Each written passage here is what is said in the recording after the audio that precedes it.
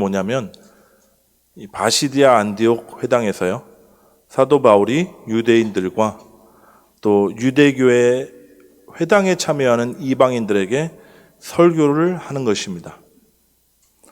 아마 사도행전에 나오는 설교 중에 그 두 번째로 긴 것 같아요. 스데반 설교가 제일 길고요. 스데반 죽기 전에 했던 설교, 그리고 두 번째로 긴 설교가 아닌가 싶고요. 그리고 바울의 설교 중에는 가장 깁니다.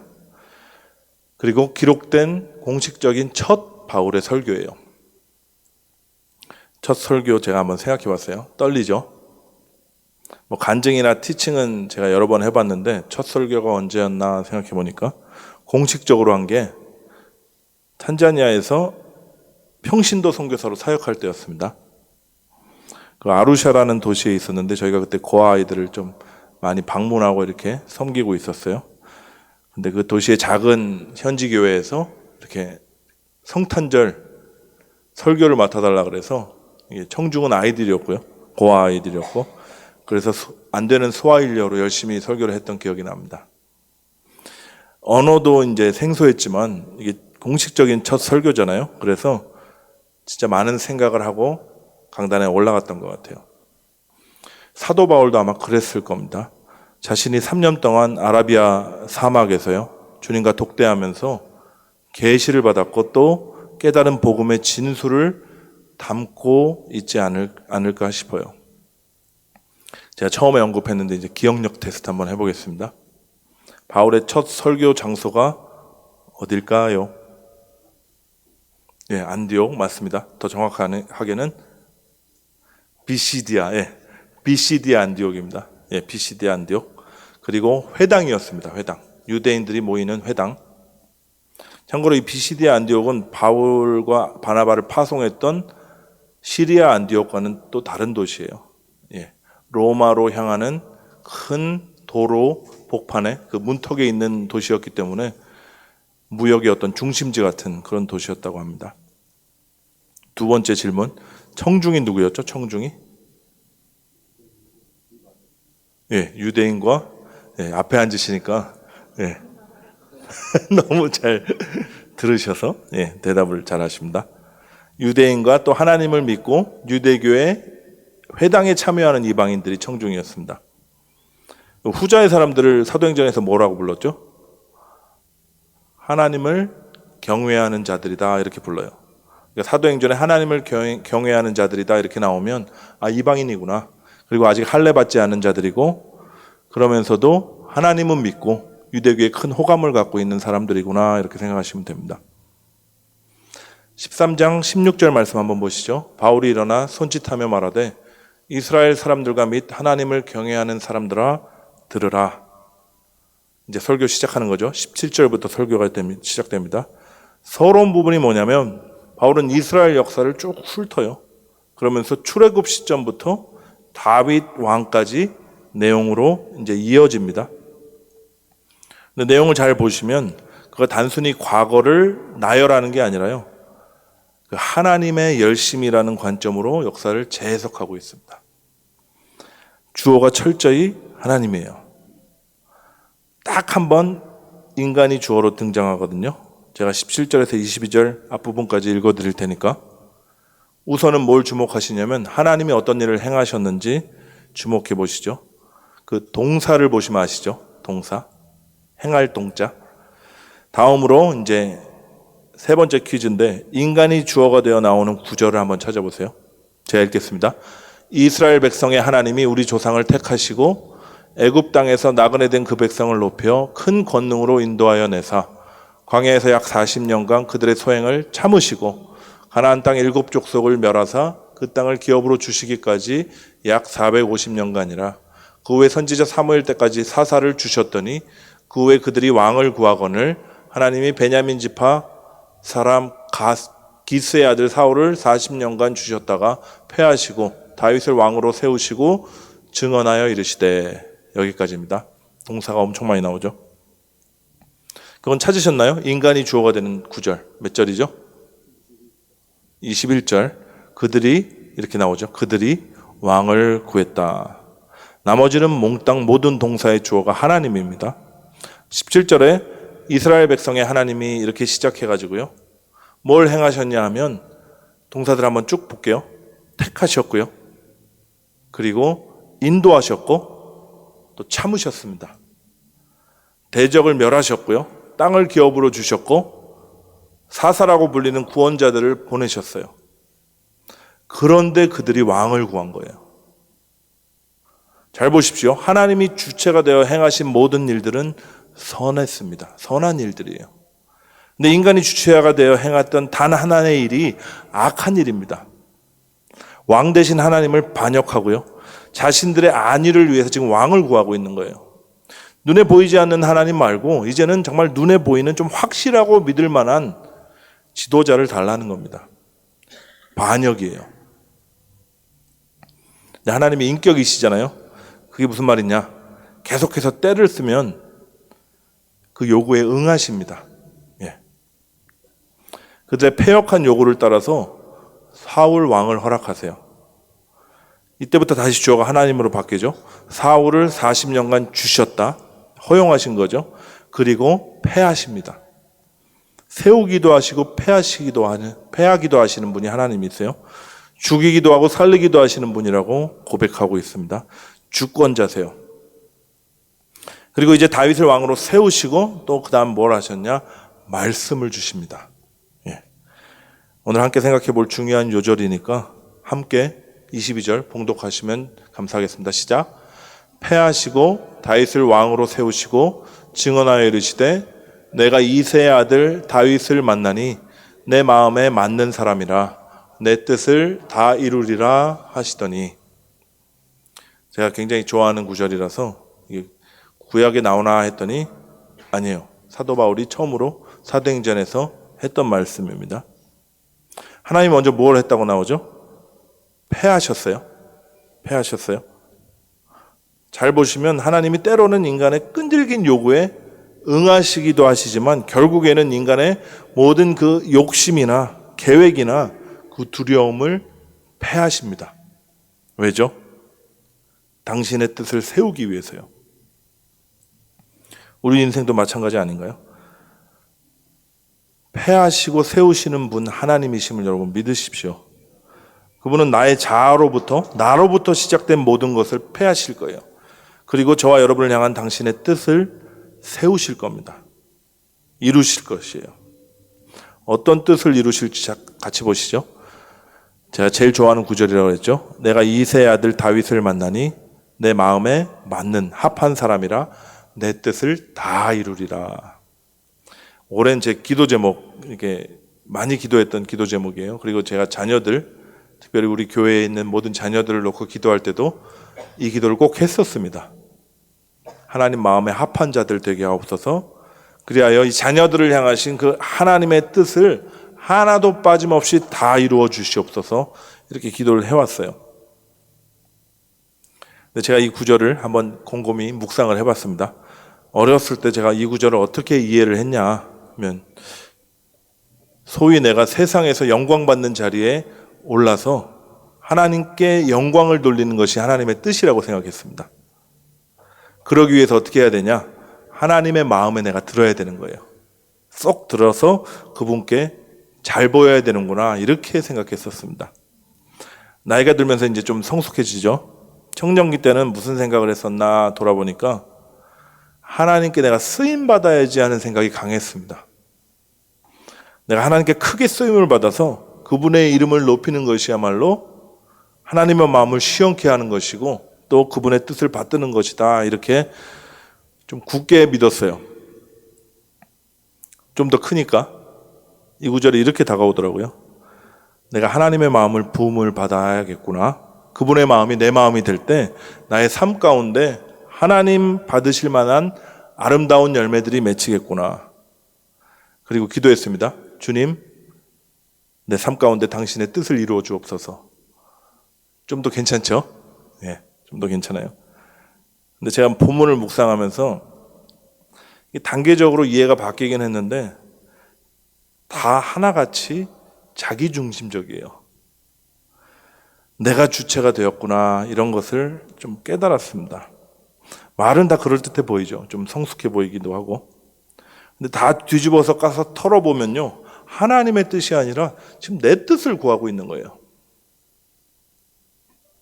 내가 이새의 아들 다윗을 만나니 내 마음에 맞는 사람이라 내 뜻을 다 이루리라. 여기 나오는 내 뜻은 나의 뜻이 아니라 하나님의 뜻입니다. 다윗을 향한, 아니 저와 여러분을 향한 하나님의 그분의 뜻이에요. 바로 그 뜻이 무엇이냐? 이어지는 23절에 나옵니다. 이것도 같이 큰 소리로 봉독하시면 감사하겠습니다. 시작. 하나님이 약속하신 대로 이 사람의 후손에서 이스라엘을 위하여 구주를 세우셨으니 곧 예수라. 우리를 향한 하나님의 뜻이 뭐라고요? 오직 예수. 예수예요. 내가 어떻게 되고, 내가 어떻게 잘 되고, 또 어떻게 살고, 또 내가 어떻게 하나님 마음에 들고, 뭐 이런 게 아니라 하나님 마음에 100% 합한 유일하신 분, 그 예수를 우리에게 주시는 겁니다.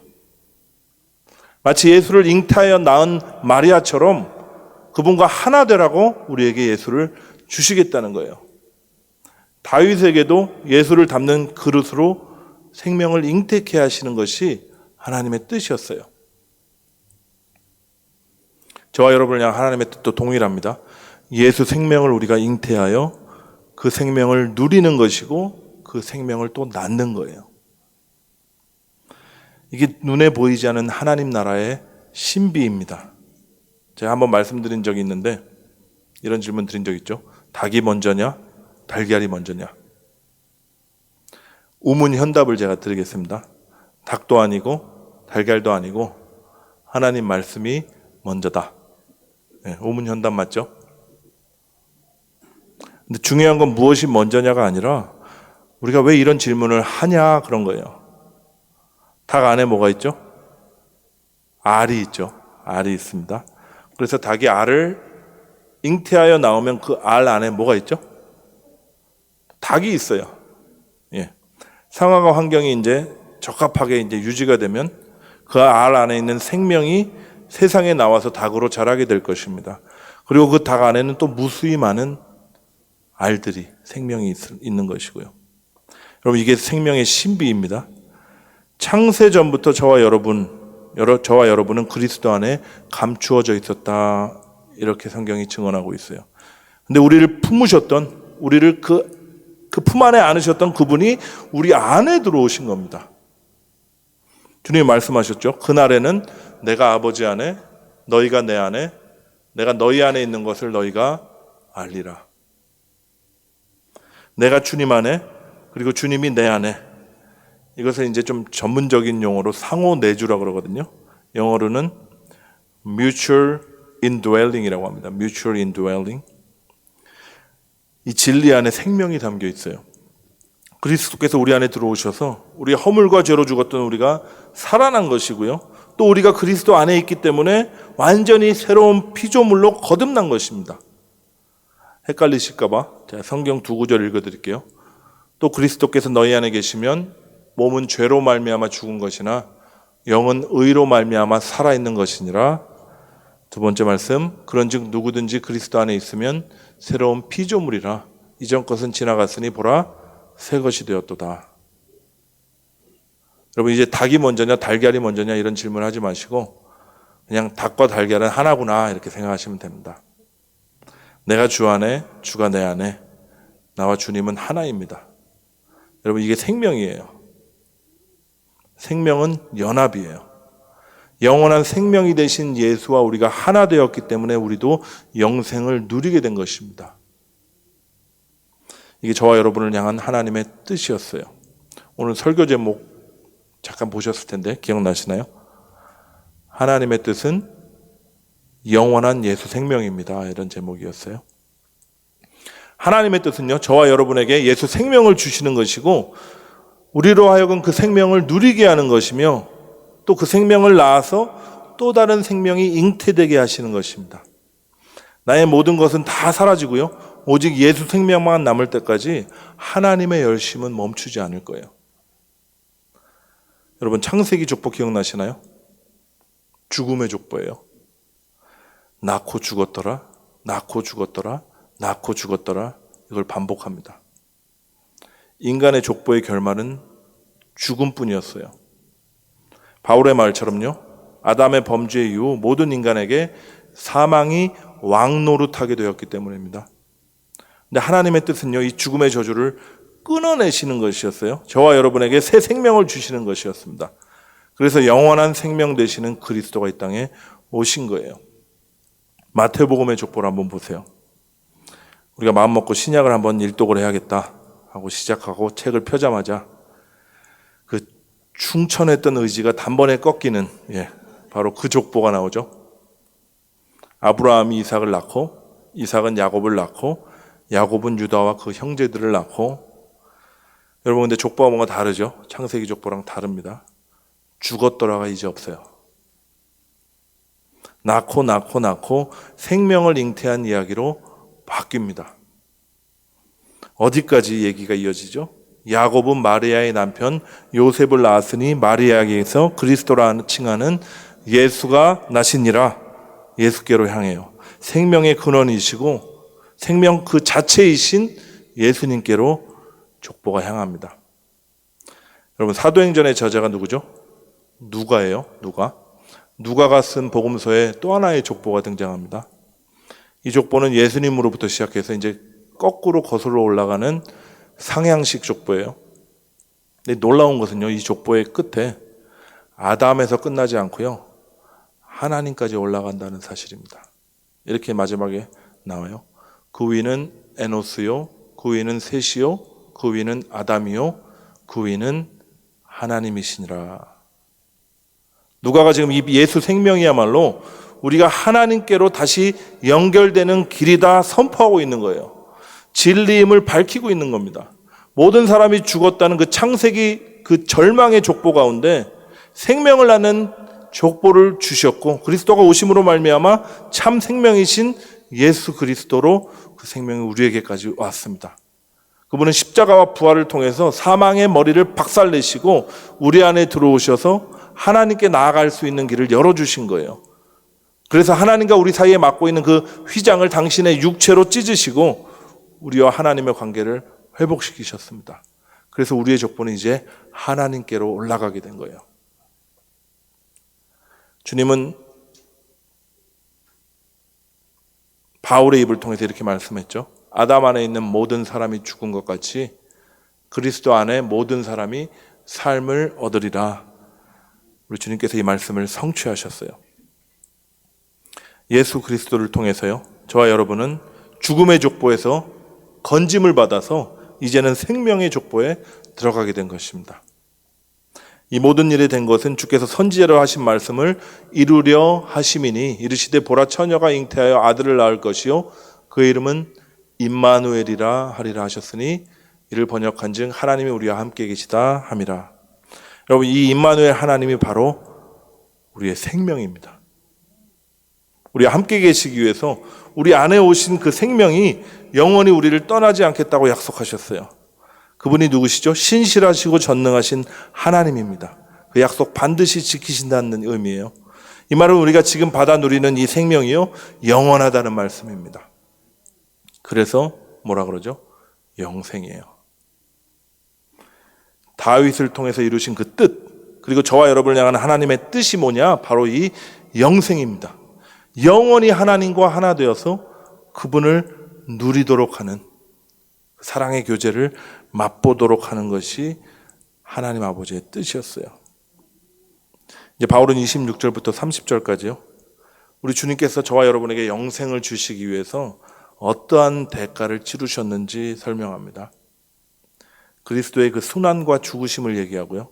그리고 부활을 증언해요. 이렇게 담대하게 외칩니다. 너희가 그토록 바라고 원하던 다윗 왕국의 영광은 끝나지 않았냐? 다윗도 죽어서 썩음을 당했다. 그런데 너희가 잡아 죽인 예수는 썩음을 당하지 않았다.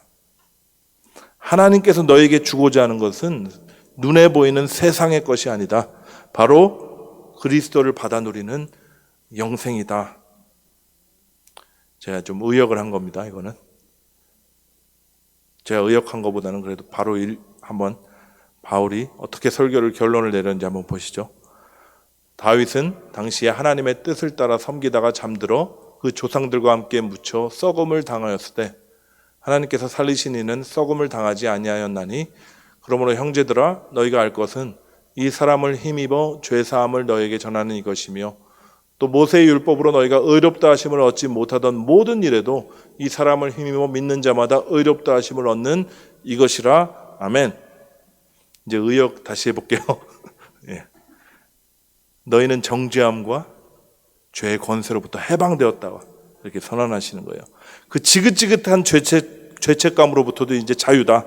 인간의 최선이 도덕과 율법으로 너희가 의롭게 된다고 착각했던, 그래서 자신의 의로움을 증명해 보이고 싶어 했지만 너희들 완전 실패하지 않았냐. 그래서 예수가 오셨다. 너희를 위해서 죽으시고 부활하셔서 이제는 생명이 되시기 위해서 너희 안에 오셨다. 이 생명을 받아서 누려라. 율법이 줄 수 없는 참 자유가 여기 있다. 지금 이렇게 얘기하고 있는 거예요. 의역도 괜찮죠? 네. 하나님의 목적은요, 죄사함, 단순히 죄사함이 아니었습니다. 그럼 죄사함은 뭐냐? 그릇을 준비시키는 거예요. 생명이 담길 그 그릇, 그 집을 깨끗게 하시는 겁니다. 그럼 진짜 하나님의 뜻은 무엇이냐? 임마누엘이에요. 생명이신 그분이 친히 우리에게 오셔서 영원히 우리의 생명이 되어주시는 것입니다. 이 일을 우리 예수님께서 다 이루신 거예요. 십자가와 부활과 그분의 성령의 내주를 통해서 성취하셨습니다. 근데 이 방식들이 사람들의 기대와 너무 다른 거예요. 그래서 바울이 이렇게 유대인들과 또 하나님을 경외하는 자들에게 이렇게 경고합니다. 그런즉 너희는 선지자를 통하여 말씀하신 것이 너희에게 미칠까 삼가라. 일렀을 때 보라 멸시하는 사람들아 너희는 놀라고 멸망하라. 내가 너희 때를 당하여 한 일을 행할 것이니 사람이 너에게 일러질지라도 도무지 믿지 못할 일이라 하였느니라 하니라. 이게 무슨 말이냐면 이게 하박국서 1장 5절 말씀을 인용한 거거든요. 하나님께서 하박국을 통해서 도무지 믿지 못할 일을 행하실 것이라 말씀하셨던 그런 장면입니다. 그게 무슨 일이냐? 사납고 잔인하기로는 소문이 났던 그 갈대아인을 들어서 유다를 심판하시겠다는 그 일입니다. 갈대아인들이 이제 바벨론인들이거든요. 근데 왜 도무지 믿지 못하냐? 유대인들은 자신들이 하나님의 선택을 받은 백성이라고 굳게 믿었거든요. 그래서 자신들이 이방인들에게 짓밟히고 멸망당할 것이라는 사실은 도무지 믿을 수 없는 말씀이었습니다. 마찬가지였어요. 다윗 왕국을 재건할 메시아를 기다리는 유대인들이었죠. 그들에게는 이 십자가를 지고 무력하게 죽는 메시아는 도저히 받아들일 수 없었던 것이었습니다. 믿을 수 없는 거예요. 그분이 메시아라는 사실을요. 또 하나의 이유가 있는데 십자가의 1차적인 의미가 뭐죠? 너희가 얼마나 추악한 죄인인지 보라는 거예요. 이 저주받은 자만이 나무에 달린다고 하는 말씀처럼 이 십자가에 달려 죽을 죄인이 바로 너다라는 의미입니다. 그런데 자신들이 죄인이라고 한 번도 생각해 본 적이 없는 그 유대인들이 어떻게 이 십자가를 받아들일 수 있겠나요? 그럼에도 불구하고 우리를 용서하시고 죽기까지 사랑하신 예수를 보라는 그런 의미도 담겨 있죠. 근데 여러분, 죽음이 끝이 아니었어요. 우리 주님은 3일 만에 부활하셨고 하나님께서 택하신 자들 그리고 구원하시기로 작정한 자들을 찾아오셨습니다. 제자들을 찾아가셨고요. 수많은 여인들과 죄인들을 찾아오셨어요. 그리고 지극히 작은 자였던 저와 여러분에게까지도 그분은 오셨습니다. 오셔서 말씀을 주셨고 그 말씀이 믿겨지게 하셨고 그 말씀대로 그분의 영으로 우리 안에 들어오셨습니다. 죄와 허물로 죽은 우리를 살리신 거예요. 여러분, 이것이 얼마나 큰 은혜인지 몰라요. 저와 여러분을 이제 죽은 자에서 생명을 잉태한 자로, 더 나아가 생명을 낳는 자로 지금 세우신 것입니다. 그런 자들, 생명을 마음에 품은 자들이 어떠한 삶을 살게 되는지 이제 사도행전 13장 마지막 부분을 보면 잘 나오는데요. 어떠한 열매가 맺혀지는지 한번 보십시오. 바울의 이 예수 생명에 관한 설교는 가히 폭발적이었어요. 말씀을 들은 사람들이요, 다음에 똑같은 설교 또 해달라 그랬어요. 여러분 뭐 그런 적 없으시죠? 목사님한테 오늘 설교 너무 은혜로웠습니다, 다음 주에도 똑같은 설교 해주십시오. 근데 말씀을 들은 시민들의 그 소문 때문에 그 도시에 거의 온 시민들이 하나님 말씀 듣고자 사모하면서 모였다, 이렇게 나와 있습니다. 여러분, 대부흥의 현장이었어요. 이 배경음악까지 이렇게 깔리는 대부흥의 현장. 아유, 감사합니다. 근데 그 결과가 어떻게 됐죠? 바울과 바나바가 시기와 질투의 표적이 되어서 비방을 받게 됩니다. 그 유대교 회당을 잡고 있던 유대인들, 자신들의 설교에는 반응이 별로 미직지근했거든요. 근데 어디서 굴러 들어온 이 두 사람이 설교를 하는데 온 시민들이 난리가 나고 뒤집어지고 하는 걸 보니까 얼마나 시기가 났겠어요. 어쩌면 자기들의 밥그릇이 걸려있는 문제일지도 몰라요. 근데 시기와 비방 가운데 이 사도들이 어떻게 반응을 하나요? 담대하게 이렇게 외쳐요. 바울과 바나바가 담대히 말하여 이르되 하나님의 말씀을 마땅히 먼저 너희에게 전할 것이로되 너희가 그것을 버리고 영생을 얻기에 합당하지 않은 자로 자처하기로 우리가 이방인에게로 향하노라. 주께서 이같이 우리에게 명하시되 내가 너를 이방의 빛으로 삼아 너로 땅끝까지 구원하게 하리라 하셨느니라 하니. 이 말씀을 듣고요, 이방인들이 환호를 합니다. 예. 하나님을 경외하는 자로 회당에 왔지만 사실은 얼마나 그동안 무시를 받았는지 몰라요. 지옥의 땔감으로 이방인들을 생각하는 유대인들이 회당에 참여하는 이방인들을 속으로 얼마나 무시했겠습니까? 근데 바울이 이런 말씀을 선언하자 이방인들은 환호하며 바울의 말씀을 믿었다, 이렇게 성경이 증언하고 있습니다. 근데 또 해피엔딩이 아니에요. 급기야 유대인들이요, 그 신의 유력자들을 선동합니다. 그래서 바울과 바나바를 쫓아내요. 쫓아내기까지 하는데 그때도 그들은 기뻐합니다. 성경을 보세요. 이 유대인들이 경건한 기부인들과 그 신의 유력자들을 선동하여 바울과 바나바를 박해하게 하여 그 지역에서 쫓아내니 두 사람이 그들을 향하여 발에 티끌을 떨어버리고 이고니온으로 가거늘 제자들은 기쁨과 성령이 충만하니라. 떠밀려가는 계속 그런 인생이었어요. 근데 기뻐합니다. 배척을 당하고 박해받는데 쫓겨나기까지 하는데 그들은 당당했어요. 어떻게 이럴 수 있었을까요? 그들은 생명을 잉태한 자들이었기 때문입니다. 그리고 그 생명을 날마다 먹고 그 생명과 교제하며 마시며 누리는 자들이었기 때문이에요. 성령으로 충만했다, 생명으로 충만했기 때문입니다. 여러분, 이게 하나님의 뜻이에요. 다윗을 택하시고 내가 내 뜻을 다 이루리라 말씀하신 하나님의 뜻입니다. 저와 여러분을 택하시고 부르셔서 구원하신 하나님의 뜻도 동일해요. 여러분, 받은 생명 누리십시오. 날마다 말씀과 기도로 우리가 그 생명을 먹고 마실 수 있어요. 그렇게 누리는 것입니다. 여러분, 항상 기뻐하라, 범사에 감사하라, 주님의 명령이잖아요. 이 가당치도 않은 명령이 어디서 이루어지느냐? 쉬지 말고 기도하라 해서 이루어지는 거예요. 우리가 항상 주님 바라보고 그분과 친밀한 교제를 나눌 때 비로소 세상이 알지 못하는 기쁨이, 감사가, 그리고 당당함이 우리 솟구쳐 올라오는 겁니다. 그때 비로소 우리 안에 계신 그리스도가 나타나심으로 그 생명이 또 다른 생명을 낳는 그 역사를 우리가 경험하게 되는 거예요. 어떻게요? 우리의 깨어짐을 통해서요. 여러분, 오직 내 안에 그리스도만 남을 때까지 나는 완전히 깨지고 부서져서 그리스도가 정금같이 나올 때까지 저와 여러분을 향한 하나님의 열심은 멈추지 않을 것입니다. 2025년도에도 그렇게 하셨고 2026년도에도 더욱 그렇게 하실 겁니다. 그러니까 그냥 죽자 하십시오. 예, 그게 신상에 좋아요. 그게 하나님의 뜻이고 그 전능하신 하나님께서는요, 당신의 뜻을 하나도 빠짐없이 다 이루어 내실 줄 믿습니다. 여러분, 그 하나님 바라보시고 기대하시며 우리 함께 찬양하신 다음에 같이 합심해서 기도하시고 예배 마치도록 하겠습니다.